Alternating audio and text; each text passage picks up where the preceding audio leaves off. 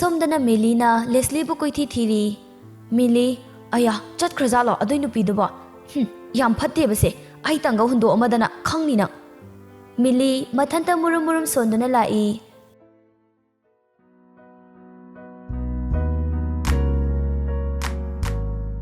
Leslie lambi do koyeng yengduna lai. Bab oirudabanara makhut anidu fat poiraiton da kolai. Poiraiton gari thau-thauna Leslie na kolai badu mamituna yengi. Aduga haife nofet tawraga adum thaurai. Leslie yamna chamamna na hanglai. Da poirai ibani na chalisibu kaidano. Poiraiton yauraga khanglani. Leslie na amuk ibani gisa chela duira. Poiraiton makhon thongna nok thorai. Ibani gise chen dobaga maliraba. Leslie nateda sum hangbani.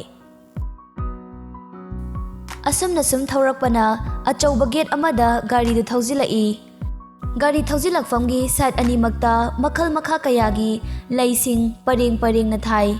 Aduga gari du manung fawba thaujilakpada ningthina khutchangna sariba chauraba mathol muktang oiba yamna fajaraba building ama lerami. Aduga building dugi hek nakanda gari sing thamnaba achauba garage ama lei. Mafam adu ichikchi pambi hai lei marang kaina thabana maram oiduna gate to hek lansilakpaga asengba nungsiba fangi.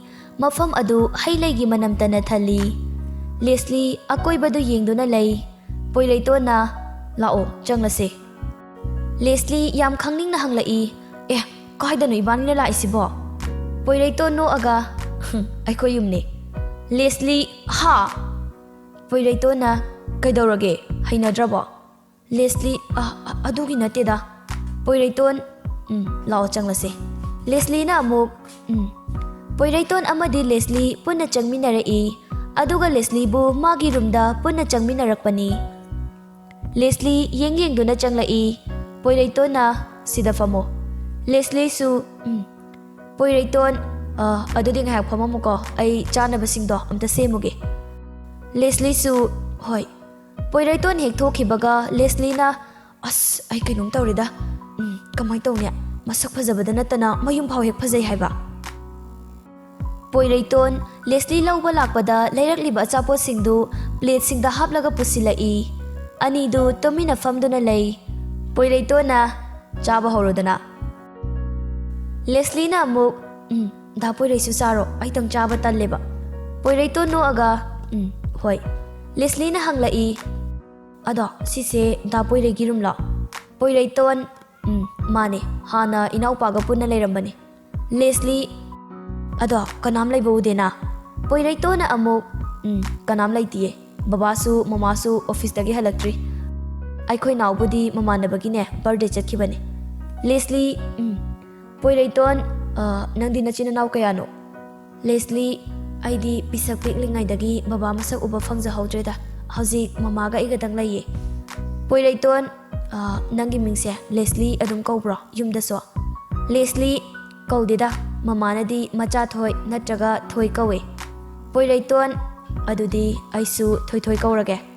Leslie na au yaye. Poiraiton magi mawongduda haifen nokfet tawi. Leslie na da poirai exam gi larikti kayam parage. Poiraiton loirabagumbani. Leslie do haifen no aga mamai do nondai. Poiraiton wala lilali tawraga ado ai exam se loidri fawbadi paw phawrakpa yakhiroi. Aduna aina paw phawraktribado adugi matam du fawti nangairamo. Leslie yam ngakna hoi. Asamna anidu ngaihak wari watai tawraba matungda amuk Leslie bu yum tana thinbirai. Leslie da poirai swaida ai dum changkhrage ko. Poiraiton na yaradro swaida ro no yumse. Leslie yaure tu asigi gate sida changlaga leire. Poiraiton fare adudi ai amuk chatlage ko. Leslie na hoi fajana chalu ko. Asumna nongale Mili Leslie hoi dala ami.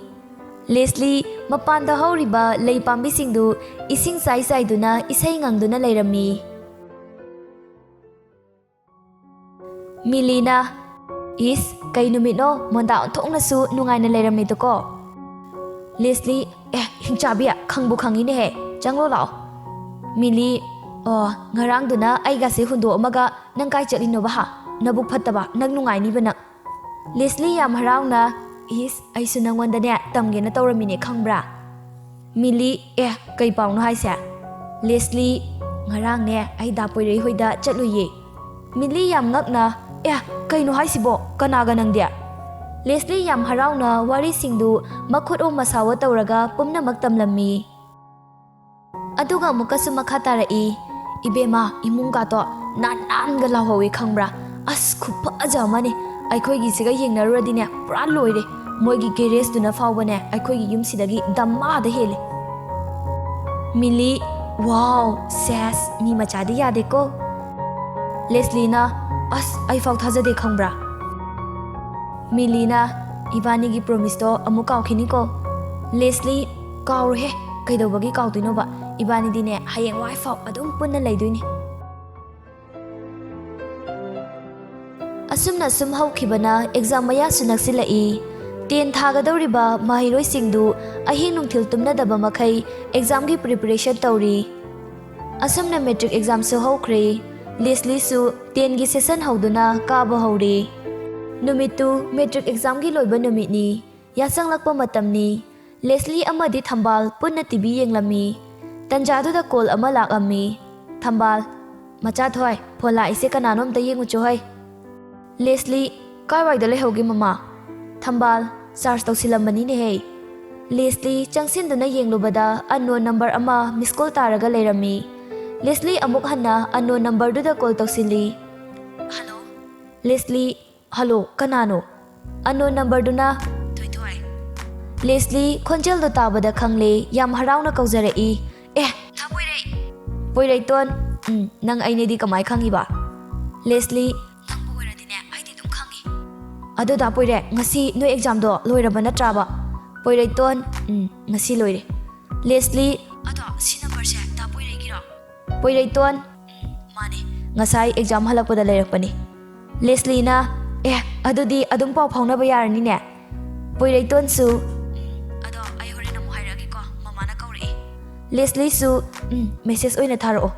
Poirei to na, thoi, adudi ay amuk thamage ko. Leslie su, Thambal na, macha thoi, kanano ne he, call tawra idu po. Leslie, kanam na tida, imanabi ni mama. Thambal su, fare. Jelis, nungdangi chak ising tok paloiduna, ili mama gi number da call tawra i. Laimana, hello. Jelis, ima, ilibu laki bro. Laimana, laye, pahalaki ko. Laima, macha na pibo kaurai.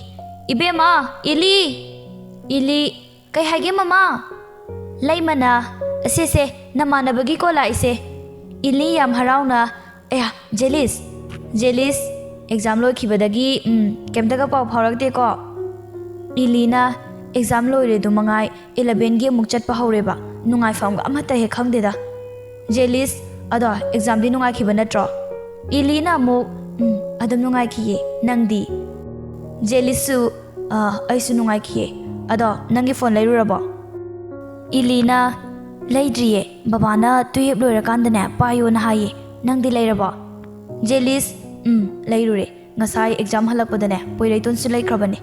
Ilina, as ay am pining haba adubu upay laiti.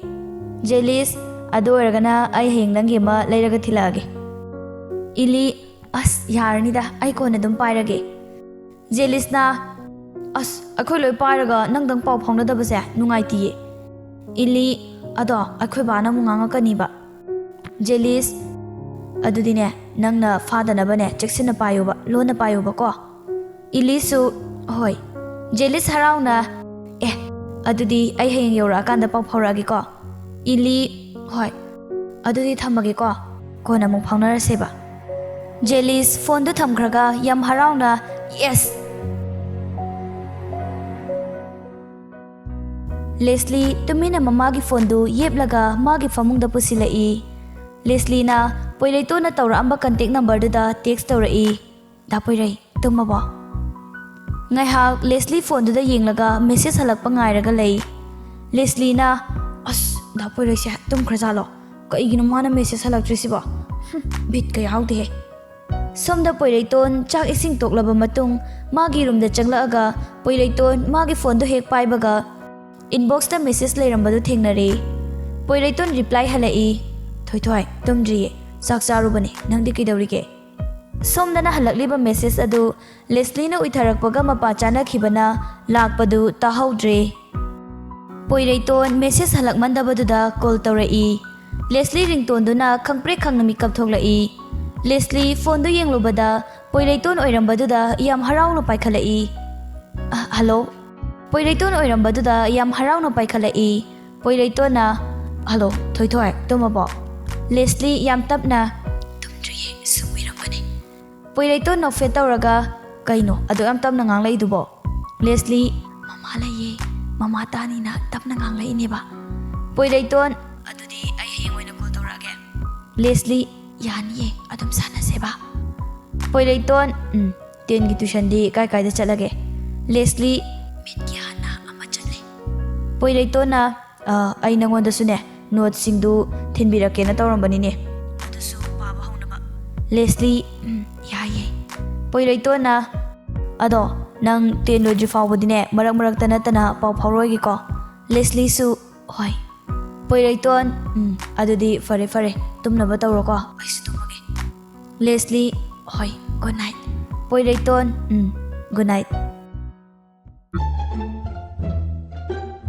ꯑꯁꯨꯝꯅ ꯅꯣꯡꯉꯥꯜꯂꯦ ꯂꯦꯁꯂꯤ ꯑꯃꯗꯤ ꯃꯤꯂꯤ ꯍꯥꯟꯅꯒꯨꯝ ꯄꯨꯟꯅ ꯁ꯭ꯀꯨꯜꯗ ꯂꯥꯛꯃꯤꯟꯅꯔꯝꯃꯤ ꯃꯤꯂꯤ ꯑꯁ ten ꯀꯥꯔꯤꯅꯦꯅ ꯇꯧꯔꯤꯁꯦ ꯑꯩꯗꯤꯕ ꯄꯥꯈꯠꯂꯤꯍꯦ ꯂꯦꯁꯂꯤ ꯀꯩꯒꯤꯅꯣ ꯍꯥꯏꯁꯦ ꯃꯤꯂꯤꯅ ꯑꯁ ꯄꯥꯁꯄꯨ ꯇꯧꯒꯗ꯭ꯔꯥ ꯈꯟꯕꯗꯅꯦ ꯃꯊꯥ ꯌꯥꯝ ꯁꯥꯏꯗ ꯂꯦꯁꯂꯤ ꯑꯩꯗꯤꯅꯦ ꯇꯦꯟꯁꯦ ꯌꯥꯝ ꯊꯨꯅ ꯂꯣꯏꯍꯟꯅꯤꯡꯉꯤ ꯃꯤꯂꯤ ꯑꯩꯁꯨ ꯂꯣꯏꯍꯟꯅꯤꯡꯉꯦꯕ ꯑꯗꯨꯗ ꯑꯩꯈꯣꯏꯅ ꯍꯧꯖꯤꯛ ꯑꯣꯏꯔꯤꯕꯁꯤꯅꯅꯦ ꯄꯥꯁ ꯇꯧꯅꯤꯗꯤ ꯊꯥꯖꯔꯛꯇ꯭ꯔꯦ ꯀ꯭ꯂꯥꯁ 9ꯗꯁꯨ ꯐꯦꯜ ꯑꯣꯏꯕꯒꯤ ꯄꯦꯔꯦꯟꯁꯀꯩꯒꯅꯦ ꯉꯥꯡꯅꯔꯒ ꯇꯝꯕꯅꯦꯕ ꯍꯟꯗꯛꯇꯤ 10 ꯑꯃꯨꯛ ꯑꯣꯏꯔꯗꯤ ꯑꯁ ꯀꯃꯥꯏꯅ ꯇꯧꯕ ꯂꯦꯁꯂꯤ ꯑꯁ ꯊꯥ ꯇꯪꯈꯥꯏ ꯐꯥꯎ ꯆꯟꯗ꯭ꯔꯤꯀꯣ ꯍꯧꯖꯤꯛꯇꯒꯤ ꯈꯔ ꯄꯥꯔꯒ ꯂꯣꯏꯔꯦ ꯄꯥꯁ ꯐꯥꯎꯕꯗꯤ ꯏꯔꯥꯏ ꯂꯥꯏꯅ ꯇꯧꯔꯅꯤꯀꯣ ꯗꯥ ꯄꯣꯏꯔꯩꯅꯁꯨꯅꯦ ꯃꯥꯒꯤ ꯅꯣꯠꯁꯤꯡꯗꯣ ꯑꯩꯉꯣꯟꯗ ꯄꯤꯔꯛꯀꯦ ꯍꯥꯏ ꯃꯤꯂꯤ ꯁꯦꯁ ꯌꯥꯗꯦꯀꯣ ꯃꯤ ꯃꯆꯥꯗꯤ ꯂꯦꯁꯂꯤꯅ ꯑꯗꯣ ꯅꯣꯏ ꯆꯦꯗꯒ ꯍꯥꯏꯔꯨꯅꯨꯀꯣ ꯃꯤꯂꯤ ꯍꯥꯏꯔꯣꯏꯍꯦ ꯅꯪꯁꯨꯕ ꯑꯅꯤꯗꯨꯁꯨ ꯋꯥꯔꯤ ꯁꯥꯟꯅꯗꯨꯅ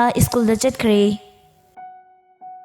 ꯖꯦꯂꯤꯁ ꯃꯐꯤꯗꯣ ꯂꯣꯏꯁꯤꯟꯅ ꯄꯣꯏꯔꯩꯇꯣꯟꯗ ꯀꯣꯜ ꯇꯧꯔꯛꯏ ꯄꯣꯏꯔꯩꯇꯣꯟꯅ ꯍꯜꯂꯣ ꯖꯦꯂꯤꯁ ꯍꯜꯂꯣ ꯕꯥꯏ ꯅꯪ ꯌꯨꯝꯗ ꯂꯩꯕ꯭ꯔꯣ ꯄꯣꯏꯔꯩꯇꯣꯟ ꯂꯩꯌꯦ ꯀꯩ ꯂꯩꯔꯒꯦ ꯖꯦꯂꯤꯁ ꯑꯩꯒꯤ ꯊꯕꯛ ꯑꯝꯇ ꯆꯠꯃꯤꯟꯅꯔꯨꯁꯦꯕ ꯄꯣꯏꯔꯩꯇꯣꯟꯁꯨ ꯍꯣꯏ ꯌꯥꯏ ꯖꯦꯂꯤꯁꯅ ꯐꯔꯦ ꯑꯗꯨꯗꯤ ꯅꯪ ꯂꯣꯏꯁꯤꯜꯂꯝꯃꯣꯀꯣ ꯑꯩ ꯂꯥꯛꯑꯒꯦ ꯄꯣꯏꯔꯩꯇꯣꯟꯅ ꯍꯣꯏ ꯊꯝꯃꯦ ꯑꯗꯨꯗꯤ ꯕꯥꯏ ꯑꯁꯨꯝꯅ ꯑꯅꯤꯗꯨꯁꯨ ꯄꯨꯟꯅ ꯂꯥꯛꯃꯤꯟꯅꯔꯗꯨꯅ ꯏꯂꯤꯒꯤ ꯐꯣꯟ ꯂꯩꯃꯤꯟꯅꯔꯨꯔꯦ ꯑꯗꯨꯒ ꯄꯨꯟꯅ ꯏꯂꯤ ꯍꯣꯏꯔꯣꯝꯗ ꯍꯥꯏꯗꯔꯛꯑꯝꯃꯤ ꯖꯦꯂꯤꯁ ꯏꯂꯤꯒꯤ ꯍꯥꯟꯅꯒꯤ ꯃꯃꯥꯒꯤ ꯅꯝꯕꯔꯗꯨꯗ ꯀꯣꯜ ꯇꯧꯔꯛꯏ इली फोन पाइखलई हेलो जेलिसना इली थोलो नई थोंगान लेरे इली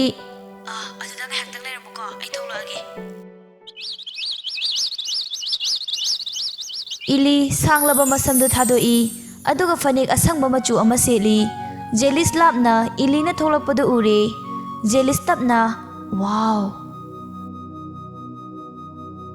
पोइरेटोन मागी मवोंगदुदा हाइफेनोई अदुगा पुन्ना गाड़ी अचौबदुदगी कुमथरई इली नोयनी चटमिनरुइरो पोइरेटोन अमसिगी थबक्तबु अय यावदे हाइब्रो जेलिस पिंक मचुगी पॉलिथीन बैग अमा पुथोरई अदुगा इलीदा पिरई इली कई कई मयाम सिबो जेलिसना फोनदुना अइना लैबने अदुगा अचापोट कईदुनाने पोइरेटोना नंगी लाइरिक पानबने इलीना अस लैरक्ट्रसु याबदुबु अदो मनुंग चंगोखिसि लाओ पोइरेटोन ngasiगि चंगलरोगे इबानी थबक अमसु चटकदब लैबने इलीना अदो जेलिस आई खर लेरगा फोन से ममलदो मोहनजलागेको जेलिस यारेदा अदुमाइनगा पिरअदीबको आइदी सुकौवे कौनरोय हाइसिनी इली नोफे तौरगा होय फरेसे आइसु चंखरगेको जेलिसना ओके पोइरेटोना अदुदी अखोय मुक चलुखिगेको Ilina, hoi. Leslie, lairik tawbaga changde, mamagi fondu, ma yepsilaga changlai. Leslie na, aibu hekta tawrasirane. Ngaiha khalli, as, hoi de, hekta tawsilaga lore. Leslie, yene khaduda, tumina tholak call tawrai. Poiraiton, fondu phat pairai. Hello, Toy. Leslie, tabra, da poirai. Poiraiton, kaidaramino nangbo. Leslie, chak tholakpada ngari. Poiraiton, lairik ti padrabo. Leslie na, masidi wari, pararoi, ahingoina parage. Poiraiton na, karigya, padaba yarako, ibani puna paminasi, aisu padoini. Leslie na, as, ay hayengdagi haurage haiba. Poiraiton na, Toy. Leslie, taye da poirai. Poiraiton, nang ay nungsidabra. Leslie yam tapna, nungsiye. Poiraiton, adudi ay nungsiradine. Ay nahaiba yafam thokpana tabraba. Leslie, as, hoi, parage ba. Adudi thamage. Poiraiton, yaroi phone thamba. Leslie, adudi kamaina padoi ba ide. Poiraiton, phone do ay adum paige. Nang ay tanaba adum paro. Nang nakhangdaba yaurasune ay ngonda adum hanglo. Leslie, aya, yam nungsiye. Poiraiton no aga, kay haiba. Leslie, ha, kem natida. Sumaina bu sangbini hairadine, adum pabige khangabra. Poiraiton, warasuwana matam kharadine khangminarasi. Ai su tuyep loradi nang adum pau phongnaba yarani. Numit khudingi adum phongnaradamni. Hojikdine akhoi matang chadri. Leslie, adudi pau phongaroige hairo. Poiraiton, natida marak ki wani. Leslie yam nungaitana. Poiraiton, Leslie ki mawang duda haifeno aga nang aiga adum pau phongnaba pamniro Thoy. Leslie, adubu aina da poiraiga pau adum phongnaradi amuk da poiraigi study da kairakadra haina khanbagi amuk suwai. Poiraiton no aga farse nang nane aduk yam nungaitrabanina ai tumlamdai khudingi ne ngaihaktang oirasu call tawra amage yaraba. Leslie, hoi. Poiraiton, fare. Leslie, hoi. Poiraiton na, ay tanaba parakadaba. Leslie no fet tawraga. Leslie, makol thok na Poiraiton na tanaba haiduna makol hauna pazarai. Poiraiton, Leslie ki khonjal do taraga mathanta momo nokchei. Asumna ani dusu phone paina masa gi mathau sing do tawnakhre. Somdana Jelis magi phone do pairaga ngairaga leirami. Jelis na, kaino ilidu bu message thararodi jalaba. Aina so egi contact number do save tawrami matada. Jelis amuk Poiraiton da call tawrai. Adubu waiting leirambadu da call do kakthatli. Jelis, as ama sisuba waiting leine. Pele da ko ai diba. Kaidawraga layu haibano ba aisibo. Tanjadu da sana jawba machanupagi kada changlai. Sana jawbana, Tom, nang butum labra ne hai. Jelis, tumdri baba. Sana jawbana, ngana pothana bataw ko. Nangisu 11 gi tuition chanaba form laurabani. Jelis, hoi baba, poiregi su yaurabo. Sana jawbana, yaurabani. Form singsu mensilaga ne thagana batawrusi. Jelis su, hoi baba. Sana jawba, fare phajana potharo ko. Jelis, hoi baba. Sana jawba asi hairam laga thokre. Jelis na, as 10 exam phau haidoktre amuk chatpa hoba tare tawrisi. Tanjadu da phone du da notification amala ami. Jelis phone du da yengi aduga tumabo Jelis. Jelis yam harauna reply tawrai. Tumdri nangdi ili aidi tumgena tawri. Jelis na, ado 11 gi form laure handaksu puna taminasidana. Ilina, yaye. Ado karigino phone se atok yamna tangba ma leiraisibo. Jelis na, as tangdabanida yare adudane nang henasu kashu khanjinluno. Ili 45k se tangdri baraba. Jelis, adubudi aigi mateng lakpadasune nangna pangwidori sidi. Ili na, adubudi chumba ꯑꯗꯣ ꯃꯌꯥꯝꯅ ꯑꯋꯥ ꯅꯨꯡꯉꯥꯏ ꯄꯨꯝꯅꯃꯛꯇ ꯐ꯭ꯔꯦꯟꯒꯤꯁꯨ ꯆꯥꯎꯔꯕ ꯊꯧꯗꯥꯡ ꯑꯃ ꯂꯩ ꯍꯥꯏꯕꯁꯦ ꯆꯨꯝꯃꯤꯀꯣ ꯑꯗꯣ ꯅꯪꯒ ꯊꯦꯡꯅꯔꯝꯕꯁꯦ ꯑꯩꯒꯤ ꯈ꯭ꯋꯥꯏꯗꯒꯤ ꯂꯥꯏꯕꯛ ꯐꯕꯅꯤ ꯖꯦꯂꯤꯁ ꯃꯦꯁꯦꯖꯇꯣ ꯄꯥꯔꯒ ꯅꯣꯛꯏ ꯑꯗꯨꯒ ꯃꯊꯟꯇ ꯍꯥꯏꯖꯩ ꯐ꯭ꯔꯦꯟꯗꯒꯤ ꯕꯣꯏꯐ꯭ꯔꯦꯟ ꯑꯣꯟꯗꯣꯔꯤꯕꯅꯤ ꯀꯨꯏꯔꯔꯣꯏ ꯑꯗꯨꯀꯥꯟꯗ ꯑꯩꯅ ꯑꯃꯨꯛ ꯍꯦꯟꯅ ꯐꯔꯛꯈꯤꯅꯤ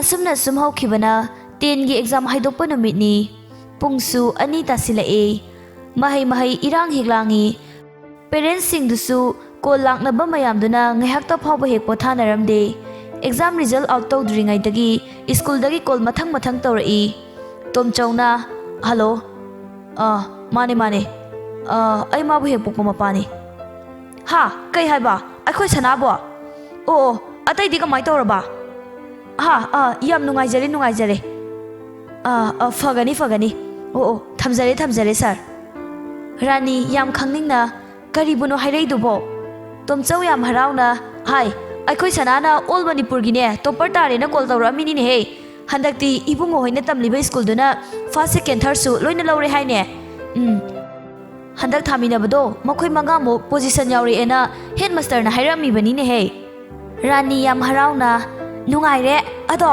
ꯏꯕꯨꯡꯉꯣ ꯖꯦꯂꯤꯁꯇꯤ ꯀꯌꯥꯗ ꯌꯥꯎꯔꯦ ꯍꯥꯏꯒꯦ ꯇꯣꯝꯆꯧ ꯖꯦꯂꯤꯁꯅ ꯁꯦꯀꯦꯟ ꯑꯗꯨꯒ ꯅꯨꯄꯤ ꯃꯆꯥ ꯑꯃꯅ ꯊꯥꯔꯠꯇ ꯌꯥꯎꯔ ꯃꯥꯜꯂꯦ ꯑꯅꯤ ꯑꯃꯅ 9ꯒ 12 ꯄꯣꯖꯤꯁꯟꯗ ꯌꯥꯎꯔ ꯃꯥꯜꯂꯦ ꯔꯥꯅꯤꯅ ꯑꯁ ꯅꯨꯡꯉꯥꯏꯔꯦꯗ ꯑꯩꯗꯤ ꯑꯣꯟꯊꯣꯛꯅ ꯅꯨꯡꯉꯥꯏꯖꯈ꯭ꯔꯦ ꯇꯣꯝꯆꯧ ꯍꯥꯏ ꯃꯃꯥ ꯀꯥꯟꯅꯗꯦꯍꯦ ꯑꯩ ꯑꯝꯇ ꯃꯊꯪ ꯄꯥꯎ ꯐꯥꯎꯅꯈꯤꯒꯦꯀꯣ ꯔꯥꯅꯤꯅ ꯍꯣꯏ ꯑꯩꯅꯦ ꯀꯩꯅꯣ ꯆꯥꯅꯕ ꯈꯤꯇ ꯁꯤꯜꯂꯥꯡꯉꯨꯈꯤꯒꯦ ꯇꯣꯝꯆꯧ ꯁꯅꯥꯖꯥꯎꯕꯗ ꯀꯣꯜ ꯇꯧꯔꯛꯏ ꯁꯅꯥꯖꯥꯎꯕ ꯍꯜꯂꯣ ꯏꯇꯥꯎ ꯇꯣꯝꯆꯧ ꯅꯣꯛꯑꯒ ꯏꯆꯥꯁꯤꯡꯒꯤ ꯄꯥꯎꯁꯤꯕꯨ ꯐꯪꯕꯤꯔꯕ꯭ꯔꯣ ꯁꯅꯥꯖꯥꯎꯕꯅ ꯑꯧ ꯐꯪꯖꯔꯦ ꯁ꯭ꯀꯨꯜꯗꯒꯤ ꯀꯣꯜ ꯇꯧꯔꯛꯑꯝꯕꯗꯁꯨ ꯉꯥꯏꯔꯤ ꯌꯥꯝ ꯅꯨꯡꯉꯥꯏꯔꯦ ꯍꯥꯟꯅꯒꯨꯝꯅ ꯑꯗꯨꯝ ꯂꯥꯛꯏ ꯇꯣꯝꯆꯧ ꯑꯗꯣ ꯏꯆꯥꯁꯤꯡꯒ ꯂꯣꯏꯅꯔꯒ ꯆꯥꯛꯂꯦꯟ ꯑꯝꯇꯪꯗꯤ ꯁꯤꯟꯁꯤꯗꯅ ꯁꯅꯥꯖꯥꯎꯕ ꯉꯁꯤ ꯍꯦꯛꯇ ꯁꯤꯜꯂ ꯂꯣꯏꯔꯦꯅꯦ ꯇꯣꯝꯆꯧꯅ ꯐꯔꯦꯅꯦ ꯑꯗꯨꯗꯤ ꯍꯣꯔꯦꯟ ꯑꯩꯒꯤꯁꯤꯗ ꯍꯦꯛꯇ ꯁꯤꯡꯇꯣꯛꯑꯒ ꯂꯣꯏꯔꯦꯗꯅ ꯁꯅꯥꯖꯥꯎꯕ ꯅꯣꯛꯑꯒ